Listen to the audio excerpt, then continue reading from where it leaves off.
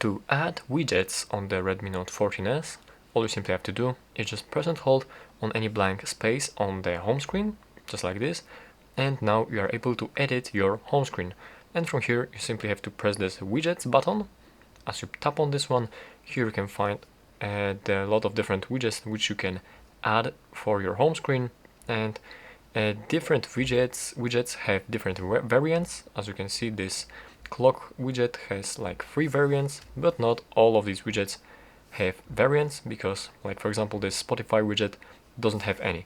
So from here just you have to take a look around for all of these widgets and decide which widget you'd like to add. So I will add this clock widget, and I want this one, for example, so just press add to home screen, and now this widget is on the home screen. You can grab it just like the applications on the home screen or the folders. You can grab it, change its position, you can drag it somewhere like here, for example. No, we don't have enough space because of this widget, but like you can drag it around, and yeah, that's basically it. After that, press this check mark, and here you have this widget.